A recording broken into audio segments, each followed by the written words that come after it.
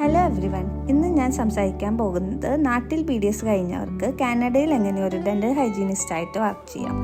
3 സ്റ്റെപ്സാണുള്ളത്. കാനഡയിലെ പല പ്രൊവിൻസിലും പല റൂൾസാണ്. മോസ്റ്റ്ലി എല്ലാ പ്രൊവിൻസിലും സെയിം പ്രോസസ്സ് ആയിരിക്കും, എങ്കിലും ചെറിയ ഡിഫറൻസ് ഉണ്ടായിരിക്കും.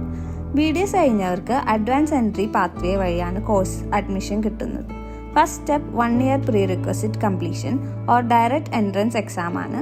ഈ പ്രീ റിക്വസിറ്റിൻ്റെ അല്ലെങ്കിൽ എൻട്രൻസിൻ്റെ മാർക്ക് ബേസിസിലാണ് നമുക്ക് ഡെൻ്റൽ ഹൈജീൻ കോഴ്സിന് അഡ്മിഷൻ കിട്ടുന്നത്.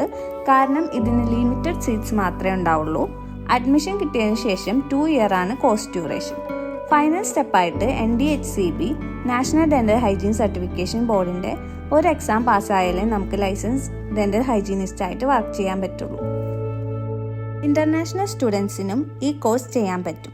കൂടുതലായി ഇതിനെക്കുറിച്ച് അറിയാൻ നിങ്ങളുടെ ക്വസ്റ്റ്യൻസ് കമൻറ്റ് ചെയ്താൽ ഞാൻ ഡീറ്റെയിൽ ആയിട്ട് വീഡിയോ ചെയ്യാം. Thank you.